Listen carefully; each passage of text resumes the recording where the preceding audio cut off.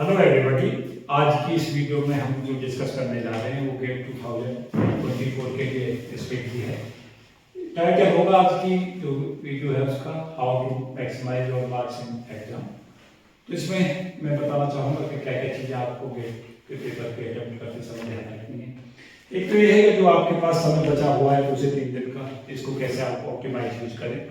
तो सबसे पहले तो ये प्रयास करें कि पूरी की पूरी जितना हमारा रेफरेंसेज हैं उन रेफरेंसेजों को अपने सामने रख लें सभी लोगों को, और ये कोशिश करें कि अगर आपके पास में जैसे आज मैं ये वीडियो जो दे रहा हूँ वो 31 में डिलीवर कर रहा हूँ 31 2024 को, तो आपको जो एग्ज़ाम देना है वो आपके पास बहुत लिमिटेड समय ही अभी आपके पास बचा हुआ है। मुझे लगता है शायद 3 को एग्ज़ाम है, तो केवल आपके पास जो समय बच रहा है 1 तारीख और 2 तारीख केवल इसी का समय बचा हुआ है। 3 को आपको एग्जाम में जाना है और टाइम क्या रहेगा एग्जाम का? शाम की शिफ्ट में है, इवनिंग में?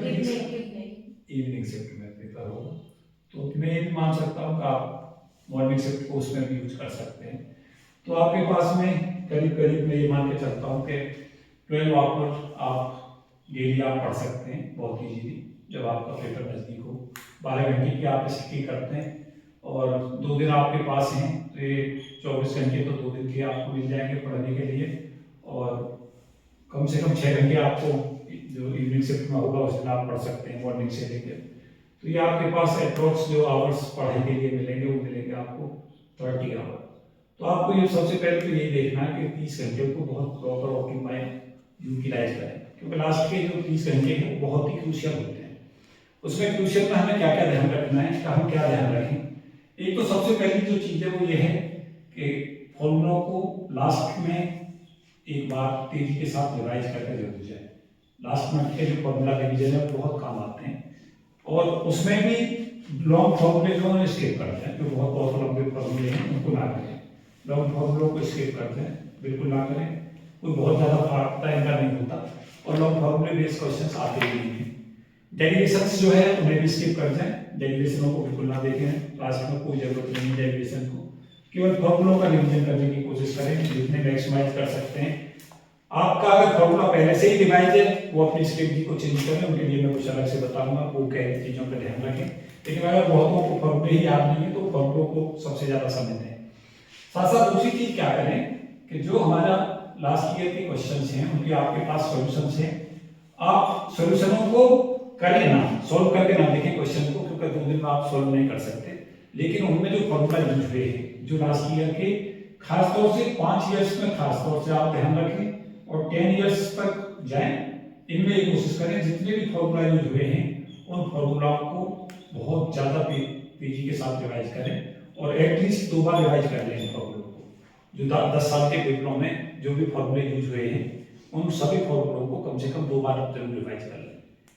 और जिनका फॉर्मूला बेस थोड़ा मजबूत है, जो ये सोचते हैं कि हमारे फॉर्मूले ऑलरेडी बहुत मजबूत है, वो 5 के कर लें। जिनके थोड़े फॉर्मूले कमजोर हैं वो 10 का रखें। जो पेपर पीछे का है लास्ट ईयर के 3 इयर्स के जो पेपर हैं, लास्ट 3 इयर्स के जो पेपर हैं उनके सॉल्यूशनों को फिर से देख लें। जहां भी आपने ये क्वेश्चन पेपर सॉल्व किए थे उनके सॉल्यूशनों को फिर से देखें एक बार कि आपने किन किन पैटर्नों से पेपरों को सॉल्व किया है, क्योंकि वही पैटर्न जो है रिपीट हो रहे हैं। मैं क्या देख रहा हूँ पीछे के पेपरों में कि कुछ एक सर्टेन पैटर्न रहता है पेपर का, उसी पैटर्न से आता है। जैसे मैं कुछ एग्जाम्पल दूंगा तो आपको लगेगा कि ये चीजें हमें बहुत ज्यादा ध्यान से देखनी चाहिए। इलेक्ट्रॉनिक्स में जैसे मैं देख रहा था पीछे पेपर एनालिसिस में, इलेक्ट्रॉनिक्स में आज का क्वेश्चन हमें मिल रहा है, तो आप पहले से कैसे तैयार करें। इलेक्ट्रॉनिक्स में क्वेश्चन आ रहा है लॉजिक गेट पे, तो आप देखेंगे पीछे के पेपर उठा के देखेंगे, हर बार क्या आता है एक डायग्राम बना देगा और उस डायग्राम को बना के कहता बताएं कौन सा लॉजिक गेट है। तो आपको निश्चित तौर से क्या करके जाना चाहिए कि लॉजिक गेटों को पहले से रिवाइज कर देना चाहिए। ये और गेट है, ये नॉर गेट है, ये कौन सा लॉजिक गेट है, वो पहले से पहले देख के जाएं, लास्ट में आपको जरूर देख के जाएं। उसके साथ साथ लॉजिक गेट के साथ अभी आप देख रहे हैं पूछता है, जैसे पूछता है नेट और नॉट से हमें और बनाना है या एंड बनाना है, या वो कोई सा और लॉजिक गेट पूछ लेता है, तो आपको पहले से पता होना चाहिए कितने नेट और नोड से हम कितनों से हम कौन से लॉजिक गेट के लिए हमें कितने मिनिमम रिक्वायरमेंट होती है, कितने लॉजिक गेटों की रिक्वायरमेंट होती है। तो वहां से आपको पहले से, अगर आपके पास में इनके डाटा आपके पास होंगे तो क्वेश्चन आएगा तो आपको बहुत इजीली सॉल्व हो जाएगा, आपको समय नहीं लगेगा। और ऐसे ही क्वेश्चंस में इलेक्ट्रॉनिक्स में क्या देख रहा हूँ, डायोड के एप्लीकेशन पे क्वेश्चन थे। अगर मैं पीछे का पेपर देख रहा था तो क्या आया, मैचिंग में क्वेश्चंस था। मैचिंग में क्वेश्चंस में मैं डायोड में देख रहा था कि वो पूछ रहा था एलईडी की मैचिंग कीजिए, लाइट इमिटिंग डायोड की मैचिंग कीजिए, फोटो डायोड की मैचिंग कीजिए, इस तरीका से। तो आप डायोड के सारे एप्लीकेशंस देख लें जब आपको पता डायोड पे क्वेश्चन आ रहा है। जब आपको डायोड पे आया है तो उसी समय पे यही सोच लें ट्रांजिस्टर पे भी आ सकता है, फेट पे भी आ सकता है। जो हमारे एप्लीकेशंस पोर्शन है उस पर फोकस बढ़ाते हैं। मैं क्या देख रहा हूँ कि पेपर के पीछे के एनालिसिस जो भी मैंने देखे उनमें मैं एक चीज जो सबसे महत्वपूर्ण देख रहा हूँ वो ये देख रहा हूँ कि एप्लीकेशंस पोर्शंस बहुत बढ़ता जा रहा है पेपर में। तो जितनी भी मैकेनिज्म हमें हैं फिजिक्स में जितनी यूज होती है उनके एप्लीकेशन पोर्शनों पर भी हम जरूर काम करें। उसके साथ साथ हमें एक जो ज्यादा चीज है वो ये है कि मैचिंग के लिए हमें तैयार रहना है। और मैचिंग हम जब वैसे कर पाते हैं जब हमने थोड़ी चीजों को पढ़ा है।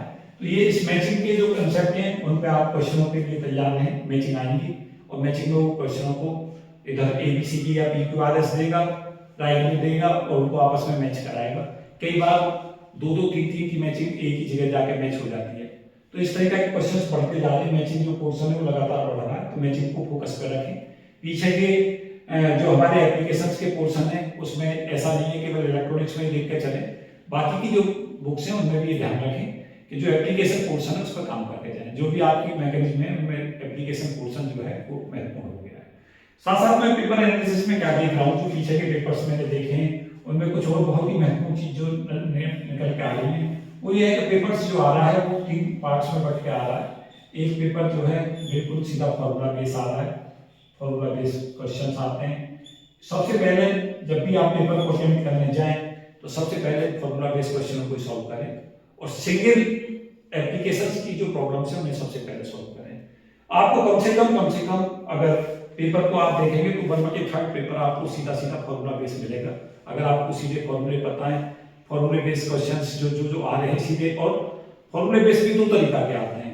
एक इस तरीका की प्रॉब्लम आती है जिनमें एक ही कंसेप्ट लगता है, तो सबसे पहले ऐसे क्वेश्चनों को करें जिनमें सीधे फॉर्मूले लग रहे हैं, या थ्योरेटिकल क्वेश्चन को पहले अटेम्प्ट करने का प्रयास करें जिनमें जैसे मैचिंग हमारे लिए बहुत इंपॉर्टेंट है। अगर हमने थ्योरी सब्जेक्ट को पढ़ रखा है तो मैचिंग में आप जितने भी क्वेश्चन मैचिंग का आएंगे सब कर सकते हो। और मैं देख रहा हूँ 8-10 मार्क्स तक मैचिंग आ रही है, तो आपको मैचिंग से फायदा मिलेगा। मैचिंग के क्वेश्चनों को करें, इसमें समय भी कम लगेगा और आपको कॉन्फिडेंट भी आएगा। सबसे पहले जो है इजी को रखें और फॉर्मूला बेस रखें, साथ साथ मैचिंग के क्वेश्चनों को पहले कर लें। मैचिंग के साथ साथ जो हमारे तीसरी जो प्रॉब्लम्स है वो कर्व टाइप आते हैं, कर्व आ रहे हैं आजकल खूब सारे कर्व आते हैं खींचे हुए, तो कर्वों को जरूर रिवाइज करके जाएं, कर्वों को देख जाएं एक बार। डिफरेंट कर्व्स जो है वो देखे जाते हैं। जैसे पता चला परपेंडिकुलरिटी में मैं देख रहा हूँ हर बार जब भी क्वेश्चंस देखता हूँ जनरली आपको पता चलेगा वो कर्व बेस आता है, तो आपको पहले से उसके सारे कर्व के क्वेश्चन जो करके चले जाने चाहिए। तो कुछ पर्टिकुलर टॉपिक्स हैं, मैं पहले भी वीडियो दे चुका हूँ जिनमें मैंने डिस्कस किया है कि कौन से क्वेश्चंस ऐसे हैं जहाँ से क्वेश्चंस जो कर्व बेस आते हैं। तो सॉलिड में जैसे कर्व हमारे लिए ज्यादा इंपॉर्टेंट है, तो सॉलिड के कर्व्स जो है उन्हें जरूर देख लें, सॉलिड स्टेट में जो भी कर्व है। उसके साथ साथ कुछ जो मैंने वीडियो दी है, पहले भी मेरी जो वीडियो थी गेट के प्रोस्पेक्ट्स में मैंने कुछ कंसेप्चुअल वीडियो दी थी, उनको रिवाइज कर जाए तो जो हमारी रिवीजन वीडियो है गेट के पेपर के लिए, गेट की को डायरेक्शन देने वाली, वो भी आपको काम आएंगी, क्योंकि वो भी जो पेपर है पेपर को देखते हुए बनाई गई है, तो वो निश्चित तौर से काम आएंगी, उनको जरूर देखें। साथ साथ ये देखें कि कुछ बहुत ही महत्वपूर्ण टॉपिक होते हैं, मोस्ट इंपॉर्टेंट टॉपिक्स, मैंने जैसे नेट में भी दिए थे क्वेश्चंस, तो मोस्ट इंपॉर्टेंट टॉपिक्स को जरूर देख के जाए। लास्ट में हमें पहले से ही पता होता है कि यहाँ से क्वेश्चंस आते रहते हैं। जैसे आपने पेपर सॉल्व किए थे, ये खासतौर से जो वीडियो है उन लोगों को ज्यादा बेनिफिट देगी जिन लोगों ने बहुत सीरियसली तैयारी की है, तो उन्हें खुद ही ये पता चल जाता है कि जो क्वेश्चंस हमारे 2 बार 3 बार 4 बार आ चुके हैं पीछे के 10-15 साल के पेपर में, तो वो हमारे लिए बहुत ज्यादा कारगर सिद्ध होते हैं, वो हमारे लिए बहुत काम के रहते हैं। वहां से जो क्वेश्चंस हैं वो लगातार देखे जाते हैं। लाइक कैसे जला दो उससे इधर से, तो हमें करना क्या है कि जो हमारे मोस्ट इंपोर्टेंट क्वेश्चंस हैं वो हमारे बिल्कुल करके ही जाते हैं। उसमें हमें जो हमारी मोस्ट इंपोर्टेंट की डेफिनेशंस है वो मैं लगातार बताता रहा हूँ। अगर 10 साल में या पीछे के 15-20 साल में कोई क्वेश्चन 2 बार 3 बार 4 बार रिपीट हो रहा है तो वो सब मोस्ट इंपोर्टेंट में है। जैसा मैंने पीछे के कुछ आपको जैसे हिंट के लिए बताना चाहूँ, सेल मॉडलिंग टॉपिक रहता है न्यूक्लियर फिजिक्स का, वो बहुत ही हॉट टॉपिक रहता है। क्यू वैल्यू और काइनेटिक एनर्जी का फॉर्मूला, उस पर लगातार क्वेश्चन आता है, वो एक हॉट टॉपिक है। एलिमेंट पार्टिकल पे क्वेश्चन आते जाते हैं, प्रोसेस पॉसिबल है या नहीं है, वो सब हॉट टॉपिक्स ही होते हैं। सेमी इंपिरिकल मास फॉर्मूला पे क्वेश्चंस आते हैं, अप्लाइड क्वेश्चंस आते हैं, वो सब हॉट टॉपिक्स में ही आते हैं। इसी तरीका से आप देखेंगे हर बुक के अंदर कुछ ऐसे टॉपिक्स हैं जो लगातार रिपीट होते हैं। मैंने लगातार वीडियो में दिया है, और अगर आप डिमांड करेंगे तो मैं बहुत तेजी के साथ में एक वीडियो आपको डाल दूंगा। जैसे आप वीडियो देखें तो मार्क करना, तो मैं फिर आपको 50 क्वेश्चन टॉपिक्स ऐसे बता दूंगा जिनमें से जो हमारे सबसे ज्यादा पूछे जाने वाले टॉपिक्स हैं, उनके निश्चित तौर से फॉर्मूले और उनको लास्ट में जरूर रिवाइज करके जाए। बहुत ज्यादा समय नहीं लगता, अगर आपने पहले से चीजों को पढ़ रखा है तो लास्ट में जो है वो बहुत महत्वपूर्ण हो जाते हैं, क्योंकि जैसे ही हमारी नजर पड़ती है लास्ट के समय पर चीजों पे, वो हमें पेपर में अगले दिन मिलती हैं, तो हमें बहुत आसानी से वो प्रॉब्लम सॉल्व हो जाती हैं। और अगर हमारा उन चीजों पर रिवीजन नहीं हुआ है, क्योंकि अगर आप देखेंगे, मैंने कॉम्पिटिटिव दुनिया को बहुत नजदीक से देखा, उसमें मैंने यही देखा है कि जिनका रिवीजन लास्ट मिनट में 2 दिन में या 3 दिन में पूरा रिवाइज कर सकते हैं पूरे कोर्स को, उनकी रैंक बहुत अच्छी आती है, सदा ही अच्छी आती है। टॉप 50 रैंकर्स जो होते हैं, टॉप 100 रैंकर्स जो होते हैं, वो सब ऐसे ही होते हैं कि जो लास्ट मिनट में उनकी इतनी अच्छी तैयारी होती है तो लास्ट के 2-3 दिन में पूरा कोर्स रिवाइज कर लेते हैं। तो रिवीजन की है, लास्ट में रिवीजन के लिए जरूर जाए। मोस्ट इंपॉर्टेंट टॉपिकों को, हॉट टॉपिकों को बिल्कुल ना छोड़ें। जो मेरी पीछे की हॉट टॉपिक्स पर वीडियो है उनको भी देख लें एक बार, अगर आपके पास समय अलाउ कर रहा है, उन्हें भी जरूर कर जाए। साथ साथ कुछ और बहुत महत्वपूर्ण चीजें मैं बताना चाहूंगा। पेपर को जब अटेम्प्ट करें, मैं अटेम्प्टिंग वीडियो में बता रहा हूँ कि अटेम्प्ट करते समय भी आपको क्या क्या ध्यान रखना है। अटेम्प्ट करते समय पर जो सबसे महत्वपूर्ण बात आपको ध्यान रखनी है वो है कि अटेम्प्ट करते समय पेपर को पार्ट्स में बांटना है। पेपर को पार्ट्स में इस तरीका से बांट के चलना है कि जो आपकी सबसे स्ट्रॉन्ग बुक है उससे ही आप शुरू करें। स्ट्रॉन्ग बुक आपको सबको पता रहती है, स्ट्रॉन्ग में भी कुछ ऐसी स्ट्रॉन्ग बुक होती है कि जो बहुत ज्यादा कंसेप्चुअल नहीं होती, बहुत टिपिकल नहीं होती। जैसे न्यूक्लियर फिजिक्स से किसी बुक पढ़ती है, सदाई आसानी से निकल जाते हैं क्वेश्चन। एटॉमिक के क्वेश्चन कभी भी नहीं आते, आप एटॉमिक को ले सकते हैं। तो आप पेपर को जब भी शुरू करें, या तो न्यूक्लियर फिजिक्स से शुरू कर सकते हैं, या आपकी एक अच्छी प्लानिंग हो सकती है। न्यूक्लियर फिजिक्स की प्रॉब्लमों को पहले कर लें, उसके बाद में न्यूक्लियर फिजिक्स के बाद में एटॉमिक की प्रॉब्लमों को कर लें। एटॉमिक की प्रॉब्लम ज्यादा मुश्किल नहीं आती। सॉलिड की जो प्रॉब्लम्स है वो भी ज्यादा टफ नहीं होती, सॉलिड जल्दी से सॉल्व हो जाती है।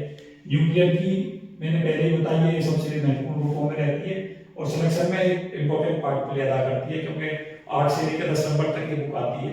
अगर आप गेट के पेपर एनालिसिस करेंगे तो आप 8 मार्क्स से लेकर 10 मार्क्स 12 मार्क्स तक आ जाती है। 8 मार्क्स तक तो जरूरी आती है हर बार, तो आप इस किताब से आप शुरू कर सकते हैं। एटॉमिक के क्वेश्चन सभी निकल जाएंगे, उसमें भी हमें पता है सर्टेन टॉपिक्स हैं जिनसे क्वेश्चंस मिलते हैं। एलएस कपलिंग, जेजे कपलिंग एक इंपॉर्टेंट टॉपिक है। सबसे महत्वपूर्ण टॉपिक हमें पता होना चाहिए जीमान इफेक्ट है, इसमें वहां से क्वेश्चंस आता है। जीमान इफेक्ट के अलावा रमन इफेक्ट है, उसके अलावा वाइब्रेशन लोकेशन स्पेक्ट्रा के क्वेश्चंस हैं। ये हमारे कुछ महत्वपूर्ण टॉपिक्स हैं। एक वेक्टर एटॉमिक मॉडल से क्वेश्चंस देखे जाते हैं, लगातार इस पर जो क्वेश्चन देखे जाते हैं, सिलेक्शन रूल पे क्वेश्चंस आते हैं। तो पहले हर किताब में जरूर देख लें, जब भी बुक को रिवाइज कर रहे हैं कोई भी ऐसा टॉपिक ना रह जाए जो हॉट टॉपिक्स रहा है या बहुत इंपॉर्टेंट टॉपिक और उसका रिवीजन आप ना करके जाए।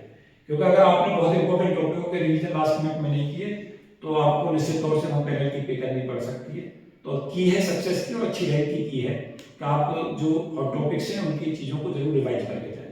बहुत लंबे क्वेश्चंस ना करें और क्वेश्चनों में लास्ट मिनट पे कभी भी क्वेश्चन करने की प्रैक्टिस भी ना करें, उसको स्किप कर दें। अब क्वेश्चन करने का समय नहीं बचा है, अब तो लास्ट मिनट पे ये देखना है।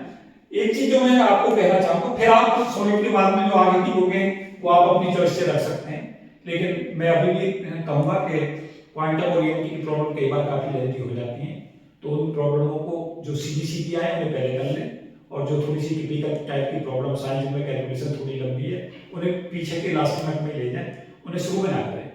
क्योंकि आपको क्या करना है, मेरा इस वीडियो का टाइटल भी है कि आपको स्कोर को मैक्सिमाइज करना है। तो टारगेट जो मैक्सिमाइज का एक ही होता है कि हमारे सिंपल क्वेश्चन सारे सही हो जाए। जैसे आपने सिंपल क्वेश्चनों को सबको सही कर लिया तो आपका सिलेक्शन कंफर्म हो जाता है। अगर आप सीरियस कैंडिडेट हैं, आप बहुत अच्छे से तैयारी करके जा रहे हैं, तो अगर आपने सिंपल क्वेश्चन भी सारी बुकों के कर लिए तो भी आपका सिलेक्शन श्योर हो जाता है। फिर इंपॉर्टेंट हो जाती है कि आप उसमें रैंक को बेटर कैसे करें। तो फिर आपका सेकंड स्टेप आता है, उसमें आप क्या करें कि उसके अंदर जो थोड़े से टफ क्वेश्चन हैं उन्हें लेने का प्रयास करें, लेकिन उन टफ में भी टफेस्ट ना लें, थोड़े से जो सिंपल से थोड़े से हार्ड हैं उन क्वेश्चनों को उठाएं और जो बुक आपकी मजबूत है उनकी प्रॉब्लमों को करते चले जाए पहले, जो आपके वीक पॉइंट है उन पर काम बाद में करें। क्योंकि अगर आपका पेपर शुरू का जो 1 घंटा जाएगा आपका पेपर में, वो सबसे क्रूशियल होता है। अगर वो उस 1 घंटे में आपने पेपर इतना कर लिया जो आपकी रैंक मतलब सिलेक्शन आपका कंफर्म हो जाता है, तो फिर आपके पास 2 घंटे मिलते हैं जिसमें आप अपनी रैंक को इंप्रूव करने के लिए प्रयासरत रहते हैं। तो आपको सेकंड घंटा जो है वो उसमें गुजारना है। पहले घंटे में ये करें कि सिंपल सब बुकों के क्वेश्चन कर लें। सेकंड आवर में सदा ये प्रयास करें कि जो क्वेश्चंस थोड़े से टफ हैं कैलकुलेटेड है लेकिन आपको बता के निकल जाएंगे, ऐसे क्वेश्चनों पे जाएं, उन्हें सॉल्व करके वो आपकी थोड़ी सी रैंक को बेटर करेंगे।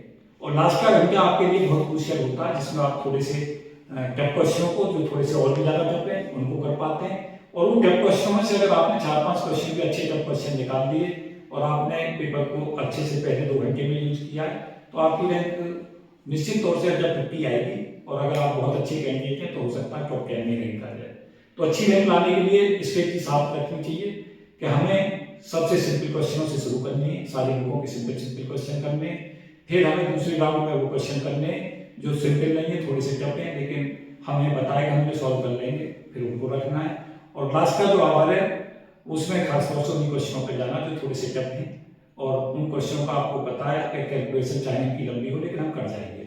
तो आपके पास ये 3 पार्ट्स में पेपर को जो अटेम्प्ट करने का प्रयास करें, उसे मैं कहता हूँ एक सिंपल क्वेश्चन, एक थोड़े से मीडियम लेवल के और फिर टफ, और फिर टफ के अलावा कुछ टफेस्ट भी होते हैं। लेकिन आपको ये भी पता है कि टफेस्ट तक आपको जाने की जरूरत नहीं होती है। लेकिन अगर आपने केवल टफ भी क्वेश्चन निकाल लिए, क्योंकि टफेस्ट भी आएंगे 2-4 क्वेश्चन ऐसे आते हैं जो थोड़े बहुत ही मुश्किल टाइप के होते हैं जिनके कंसेप्ट आपको नहीं पता होते, उनमें समय ना खराब करें। अगर आपको पता है कि इस क्वेश्चन का कंसेप्ट मुझे बिल्कुल नहीं आता तो उसमें बहुत ज्यादा देर उसके बारे में सोचने का प्रयास ना करें। नहीं तो क्या होगा कि जो आपके पास समय उन क्वेश्चनों में आपको लगाना था जहां पर आप और कुछ मार्क्स फैच कर सकते थे, वो भी आपके क्वेश्चन जो है वो मार्क्स जो है वो भी आपके हाथ से निकल जाएंगे। तो की है इस बात की। मैं फिर से एक चीज बताना चाहूंगा कि ये किताब आपको सिलेक्शन की बेस में ले आती है। अगर आपने 4 बुक्स जो मैं बताना चाहूंगा, न्यूक्लियर, एटॉमिक, सॉलिड और इलेक्ट्रॉनिक्स। इलेक्ट्रॉनिक्स में हमें पता है इलेक्ट्रॉनिक्स में 3 टॉपिक्स ऐसे हैं जहाँ से क्वेश्चन आना ही आना है, कोई बात ही नहीं है। मैं श्योर किए दे रहा हूँ जहाँ से क्वेश्चन आपको मिलेगा ही। एक क्वेश्चन आपको एमपी से मिलेगा। ऑपरेशन एम्पलीफायर को छोड़ दीजिए। ऑपरेशन एम्पलीफायर तो एक सिंपल सी प्रॉब्लम्स है जो हमें किरचॉफ के एप्लीकेशंस करने होते हैं, करंट लॉ और वोल्टेज लॉ के। तो मैंने बहुत सारी वीडियो दी है ओपीएमपी की, अगर वो पीछे से देखनी है तो उन्हें तेजी से रिवाइज कर लें। साथ साथ डिजिटल से क्वेश्चन जरूर आएगा, निश्चित तौर से हमारे आता है। और जो किरचॉफ के वोल्टेज लॉ है, इस बात के लिए इंपॉर्टेंट क्वेश्चंस में मैं तुम्हें बता दूं, ये भी तुम्हारे इंपॉर्टेंट रहेंगे। एक हमारे थ्योरम है, थ्योरम को करके जाएं, इस पर क्वेश्चंस आते रहते हैं। नॉर्टन थ्योरम को जरूर कर लें, थ्योरम और नॉर्टन थ्योरम को भी करके जाएं। और किरचॉफ के करंट केसीएल और केवीएल को लगाना जरूर सीख लें। यहाँ से अगर 4-5 चीजें ये कर लेंगे तो यहीं से क्वेश्चन आपको निकल जाएगा, कोई दिक्कत नहीं है। छोटा सा कोर्स है। ये 4 बुक्स ऐसी हैं कि जो आपको आपने रिवाइज कर रखी है, सही से पढ़ रखी है, तो 4 ही सिलेक्शन करा देती हैं। रैंक तो और सारी किताबों से बनती है लेकिन सिलेक्शन के लिए तो अगर आपकी ये 4 बुक हैं तो यही सिलेक्शन के लिए पर्याप्त होती है, इनसे ही का पेपर मिल जाता है। उसके बाद फिर आपके पास जो बाकी की बुक है वहां से क्वेश्चन उठाएं और कोशिश ये करें कि जो पेपर का डिस्ट्रीब्यूशन है उसमें ये जरूर कोशिश करें कि जो हमारी लेंथी क्वेश्चंस हैं उन पर शुरुआत उनसे ना करें। क्योंकि मैंने क्या देखा है, जिन्हें अपनी रैंक खराब करनी होती है वो क्या करते हैं, सबसे मुश्किल क्वेश्चनों को सबसे पहले शुरू करते हैं। वो क्या होता है, उसमें समय निकल जाता है बच्चों का और फिर उनकी रैंक जो खराब हो जाती है। तो आपके पास ये है कि पेपर को ऑप्टिमाइज करना है। आप जितनी आपको नॉलेज है उसमें ये कोशिश करें कि जो आपका स्कोर है वो आपकी जितनी नॉलेज आपके पास है उसमें कैसे मैक्सिमाइज हो। तो मैक्सिमाइज का यही तरीका है, मैं आपको बता ही रहा हूँ कि ये किताब ऐसी है कि छोटी बुकें और बहुत जल्दी से सिलेबस में हो जाता है, इनको रिवाइज करते हैं, एक दिन में ये सारी रिवाइज हो जाएंगी। तो इन चारों को कोशिश करें सुबह से लेकर शाम तक रिवाइज कर लें, कल कर सकते हैं या परसों कर सकते हैं। और बाकी जो 4-5 बुक की बची हैं उन्हें एक दिन में लें और उसके अलावा जो अगला दिन मिल रहा है उसमें करें, क्योंकि कुछ घंटों में ही आपको रिवाइज करना है। और केवल रिवाइज वो ही कर पाएगा जिसने पहले से चीजों को पढ़ा है, क्योंकि अगर पहले से चीजें पढ़ी हुई है तो रिविजन में समय कम लगता है। और अगर आपकी प्रैक्टिस पहले से ही क्वेश्चनों पे कई बार लग चुकी है तो रिवीजन में समय नहीं लगता। मैंने अपनी कंपटीशन की तैयारी में एक ही बात देखी है, जिन लोगों ने भी अच्छी रैंक दी है गेट में और नेट में, उनका यही है कि रिवीजन जो है उनका बहुत कम समय में हो जाता है। रिवीजन सबको रिक्वायर्ड है और सदा ये होता है कि रिवीजन कम समय में उन लोगों का होता है जो कई बार रिवीजन कर चुके होते हैं ऑलरेडी। तो ये की है कुछ सक्सेस के लिए जो आपको रखनी है। कुछ और बहुत महत्वपूर्ण बातें मैं जरूर जो कहना चाहूँगा, वीडियो में अक्सर कहता हूँ, वो ये है कि रात को अच्छे से सोएं, बहुत ज़्यादा पैनिक में ना रहें, क्योंकि बहुत सारे बच्चे ऐसे होते हैं कि पूरी साल तैयारी करते हैं, बहुत सीरियसली पढ़ते हैं, लेकिन पेपर की रात पूरी रात जो है सोचते ही रहते हैं, फिर रात भर सोते नहीं हैं और अगले दिन उनका पेपर खराब होता है। तो आपके लिए सबसे महत्वपूर्ण ये है कि आप प्रॉपर सोएं, अच्छे से नींद लें। उसके साथ साथ ये सोचें कि अगर आपकी तैयारी बहुत अच्छी नहीं है, खासतौर से उन बच्चों से मैं कहूँगा जिनकी तैयारी बहुत अच्छी नहीं है, वो जरूरी नहीं है कोई 9 किलो किताबों को रिवाइज करके जाए, वो 4 बुक 5 बुक रिवाइज करके जा सकते हैं अच्छे से, और उन्हीं के बेस के ऊपर एक अच्छी रैंक लेके आ सकते हैं। क्योंकि जो बुक आपकी रिवाइज है उसमें ज़्यादा कर लें और बाकी जो आपकी कम रिवाइज है उनमें थोड़ा थोड़ा कर दें तो भी अच्छा जाता है। आप सबको ये भी पता होगा कि अगर 70-75 तक आप पहुंच जाते हैं तो ऑल इंडिया रैंक 1 के चांसेस बढ़ जाते हैं। अगर आप 70 से प्लस में हैं और 75 के आसपास तक अगर पहुंचते हैं तो टॉप 10 रैंक में आप निश्चित तौर से पहुंच जाते हैं, अगर आपका स्कोर इतना जा रहा है। तो ये भी नहीं है कि आपको पूरा पेपर 100 मार्क्स का अटेम्प्ट करना है, लेकिन अगर आपने बहुत अच्छे से तैयारी की है और कोशिश करेंगे तो कोई ना कोई, हम जो भी बच्चे हमारे पेपर दे रहे हैं उनमें से टॉपर्स बनते हैं, कोई बाहर से नहीं आते। तो एक तो ये है कि पूरी रात अच्छे से सोएं, बहुत ज़्यादा प्रेशर ना लें। दूसरा ये है कि ये ना सोचें कि ज़िंदगी का यही हमारा सब एम है और यही एग्जाम है, क्योंकि जीवन जो है वो चलता रहता है। अगर यहाँ पे हमें कामयाबी नहीं मिलती है, तैयारी कभी खराब नहीं जाती, तैयारी कहीं ना कहीं काम आती है। मैंने बहुत सारे ऐसे बच्चों को देखा है जो इनिशियल स्टेजों में फेल हुए हैं और बाद में आकर उन्होंने बहुत अच्छा किया है। तो ये भी ना सोचें कि हमारा जो लाइफ का यहाँ पे अंत हो जाएगा, ऐसा बिल्कुल नहीं होता। लाइफ जो हर समय मौका देती है, हम फिर आगे से कुछ प्रयास कर सकते हैं। ये खासतौर से उन बच्चों से कहना चाहूँगा जो इसको लेकर बहुत तनाव में है, तो तनाव बिल्कुल ना लें। तनाव से हमें कोई कामयाबी नहीं मिलती है, बल्कि दुखी होता है। कामयाबी जो हमें मिलती है केवल हौसलों से, तो हौसले को बरकरार रखें। साथ साथ ये है कि पेपर में जो महत्वपूर्ण बात मैं बताना चाहूँगा, सेंटर पर कम से कम 2 घंटे पहले पहुँच जाएँ, और जो 2 घंटे पहले इसलिए पहुँच जाएँ क्योंकि आजकल पूरे शहर में और जहाँ भी आप जाएंगे, जिस भी शहर में पेपर दे रहे होंगे, वहाँ आप देखेंगे जाम की समस्या आती है। कई बार तो बच्चे जाम में रह जाते हैं और पेपर में लेट पहुँचते हैं, या बिल्कुल लास्ट मिनट पर पहुँचते हैं तो उनका पेपर आधा पहले ही खराब हो जाता है टेंशन में। तो कोशिश ये करें 2 घंटे पहले, और जो दूसरे शहरों में जाकर दे रहे हैं वो 3-4 घंटे पहले पहुँच जाए। वहीं पर किसी ग्राउंड को पास में लेकर वहाँ पर बैठ कर पढ़ लें, तो कोई ऐसी दिक्कत नहीं है। लेकिन समय से पूर्व पहुँचें, निश्चित तौर से प्रयास करें कि 2 घंटे पहले पहुँचें। जो दूसरे शहरों में जाकर दूर जाकर दे रहे हैं उनसे मेरा पहले आग्रह रहेगा वो 1 दिन पहले पहुँच जाए, अपने सेंटर को पहले देख लें और उसके बाद में पेपर देने का प्रयास करें। तो मुझे उम्मीद है कि ये जो चीज़ें मैं डिस्कस कर रहा था, कुछ टिप्स दे रहा था, ये आपके काम आएंगे। और सभी के लिए शुभकामनाएं, all the best and good luck.